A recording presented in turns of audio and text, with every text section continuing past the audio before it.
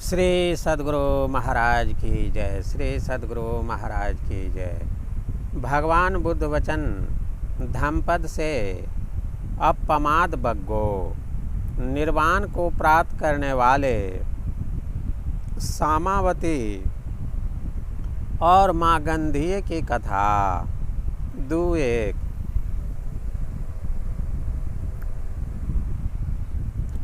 कौशाम्बा के राजा उदयन की रानी मागंधीय भगवान से बैर करके परम बुद्ध भक्तिनी सामावती नामक राजा की दूसरी रानी को उसकी 500 सहेलियों के साथ अंतःपुर में आग लगवाकर जला डाली। भिक्षुओं ने भिक्षाटन के समय उसे देखकर भगवान के पास आ उनकी गति पूछी। भगवान ने भिक्षुओं उन उपासिकाओं में कुछ तो श्रोतापन, कुछ सकृदागामी और कुछ अनागामी थीं। उनकी मृत्यु निष्फल नहीं हुई है। जो प्रवर्जित या गृहस्थ प्रमाद के साथ विहरने वाले हैं वे हजारों वर्ष जीते हुए भी मरे ही हैं, किंतु जो अप्रमाद के साथ विहरने वाले हैं वे मरे हुए भी जीवित हैं। माँ गंधीय जीवित होने पर भी मरने पर भी मरी ही है, किंतु सामावती अपने सहेलियों के साथ मरी हुई भी जीवित है। भिक्षुओं अप्रमादी नहीं मरते कहकर इन गाथाओं को कहा। गाथा नंबर 21। अपमादो अमत पदम पमादो मच्चुनो पदम अपमत्तानमीयन्ति ये पमत्ता यथा मता।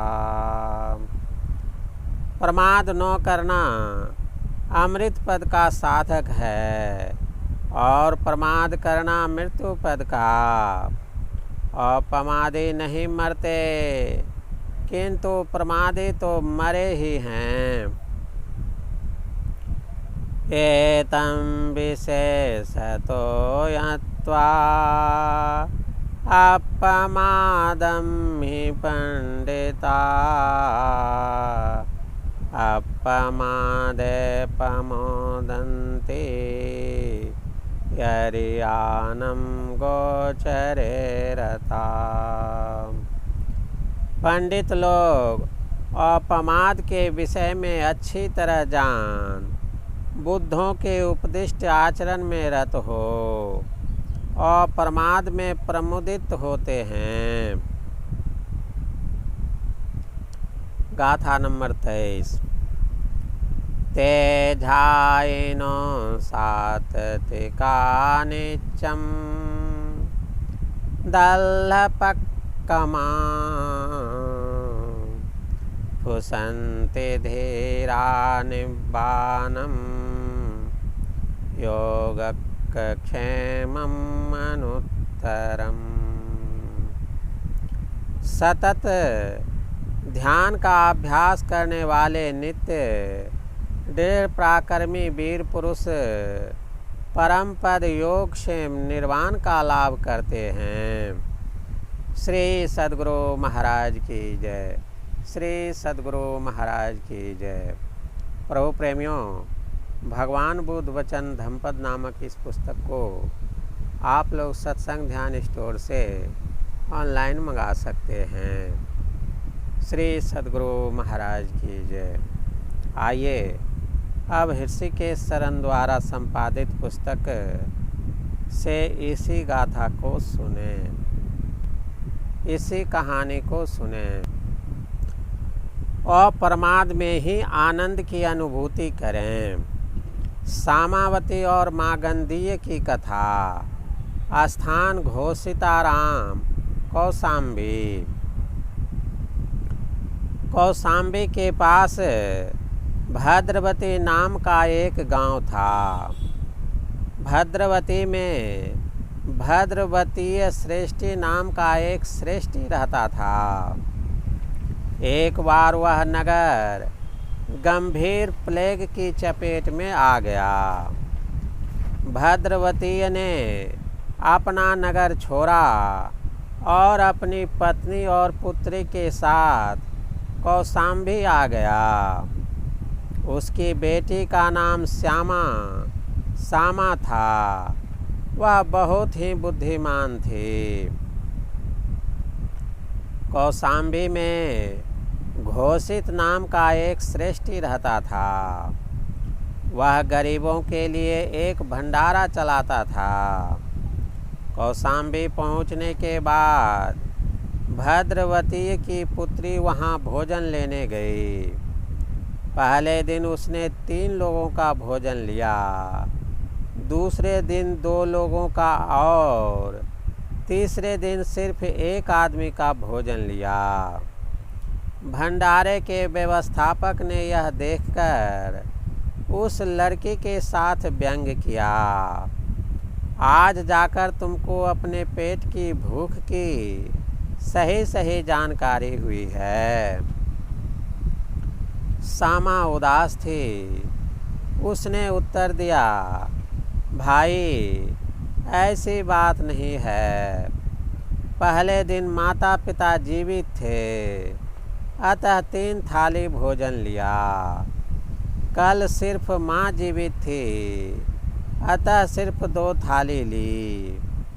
आज मैं अकेली हूँ, अतः मैंने सिर्फ 1 भोजन लिया है। व्यवस्थापक को श्यामा पर दया आ गई। अनाथ देखकर उसने श्यामा को अपने पास रख लिया। श्यामा ने देखा कि भंडारे में भीड़ का नियंत्रण ठीक ढंग से नहीं हो पा रहा था, अतः उसने आने वालों की पंक्ति अलग बनवा दी और जाने वालों की पंक्ति अलग। इससे पूरी की पूरी अव्यवस्था समाप्त हो गई। उसी समय भंडारे का मालिक घोषित श्रेष्ठी आया। उसने व्यवस्था देखी तो श्यामा से बहुत प्रभावित हुआ। उसने श्यामा को अपनी पुत्री के रूप में स्वीकार कर लिया। चूँकि श्यामा ने एक घेरा वती बनाया था, अतः उसका नाम श्यामावती हो गया। श्यामावती बहुत ही सुंदर और गुणवान थी। एक दिन राजा उदयन सवारी पर निकले और रास्ते में उनकी नज़र श्यामावती पर पड़ी। श्यामावती को देखते ही वे उस पर अनुरक्त हो गए। अपने अनुचरों को श्यामावती के पिता घोषित श्रेष्ठी के पास यह कहने के लिए भेजा कि श्यामावती को राजमहल में भेज दिया जाए। घोषित श्रेष्ठी ने इसे सुना और उसे लगा कि उसकी प्रतिष्ठा पर आँच आने वाली है, अतः उसने श्यामावती को नहीं भेजा। राजा आग बबूला हो गया। उसने अपने सिपाहियों को श्रेष्ठी का सर्वस्व नाश करने के लिए भेज दिया। उन्होंने घर के बाहर ताला लगा दिया। तब श्यामावती ने अपने पिता से कहा कि वह राजमहल जाएगी। घोषित ने मना किया, पर श्यामावती ने अपने पिता को आश्वासन दिया कि वह उसकी प्रतिष्ठा पर जरा भी आँच आने नहीं देगी। अतः वह उसे राजमहल जाने दे। घोषित मान गया।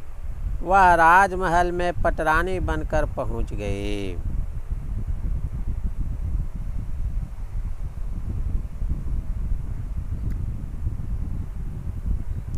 समय बीतता है।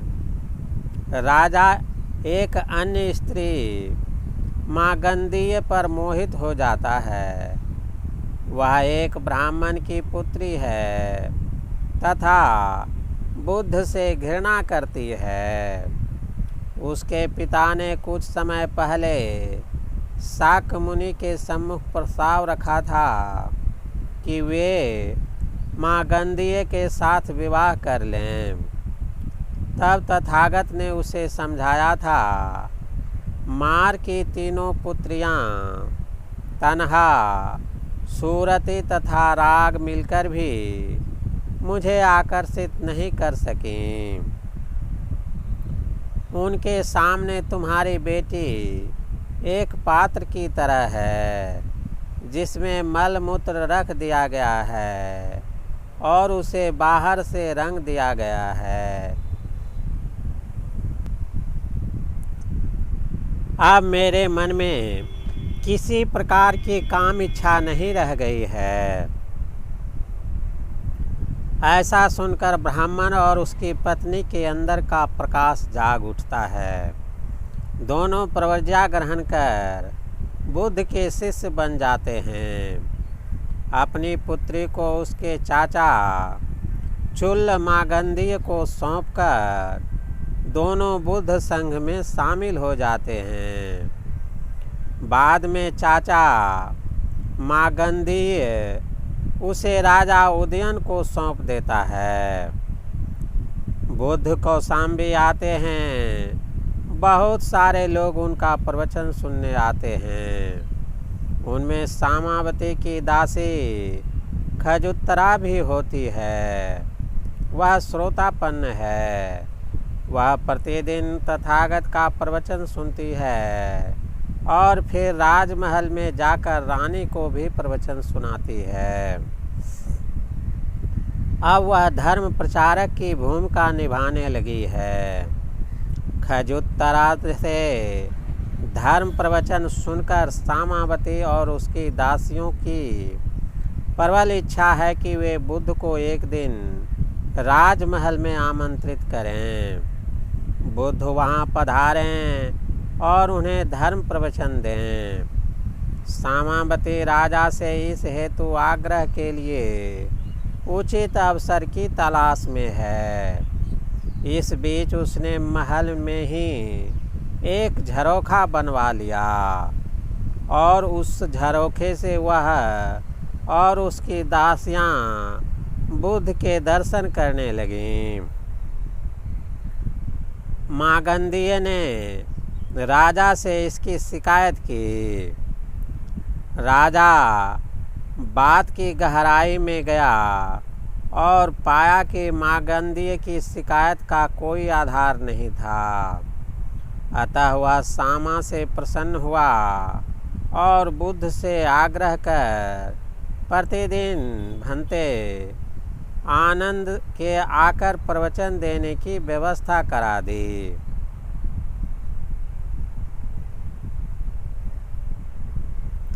वे रानी और उसकी दासियों को प्रतिदिन धर्म प्रवचन देने लगे। मागंधीय अपने षड्यंत्र में विफल रही। अतः उसने एक और योजना बनाई। राजा को जब सामावती के महल में विश्राम के लिए जाना था तो वह भी साथ गई। राजा की बांसुरी में एक सांप छिपा दिया और उसे फूल से बंद कर दिया। राजा जब गहरी नींद में था तो उसने फूल हटा दिया और चिल्ला उठी, सांप सांप। राजा चौंक कर उठ गया। उसे सामने सांप दिखा। अब उसे मागंधीय के कथन पर विश्वास हो गया कि सामावती ने उसे मारने की योजना बनाई थी। उसने सामा और उसकी दासियों को एक पंक्ति में खड़ा कर दिया और मारने के उद्देश्य से उन पर तीर चला दिया। यद्यपि राजा एक बहुत ही धुरंधर तीरंदाज था, पर इस बार उसके तीर का उन स्त्रियों पर कोई असर नहीं हुआ।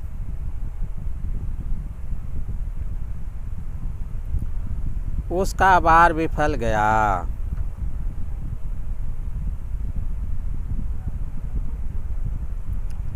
मागंधीय ने एक बार फिर षड्यंत्र रचा। उसने अपने चाचा चुल्ल मागंधीय के साथ मिलकर उस महल में आग लगवा दी जिसमें सामा रहती थी। सामा और उसकी सभी दासियां आग में झुलस कर मर गई। राजा को सामा के मरने का बहुत दुख हुआ।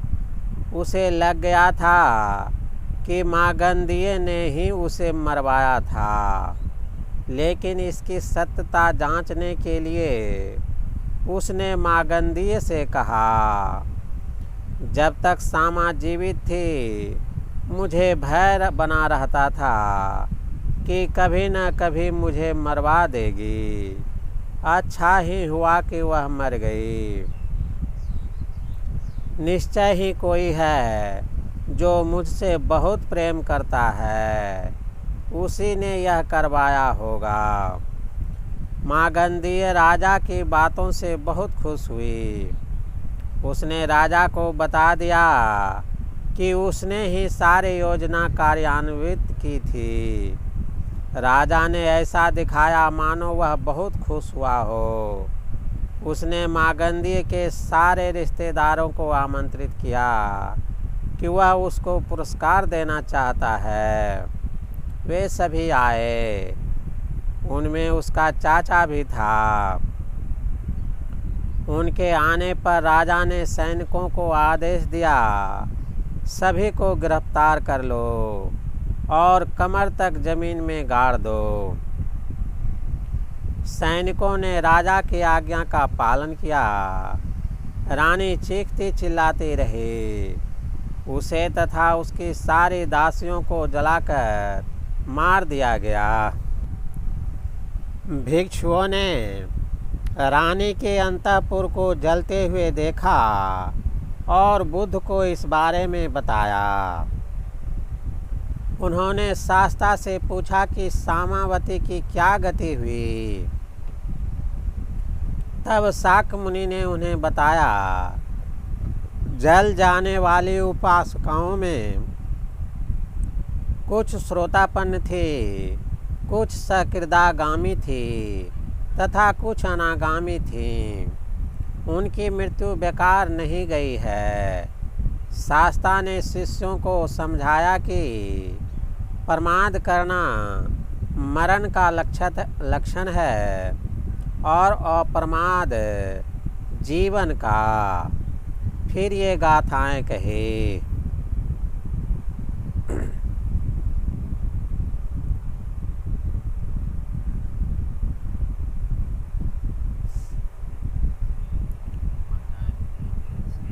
प्रभु प्रेमियों, आप लोग गाथा पहले ही सुन चुके हैं।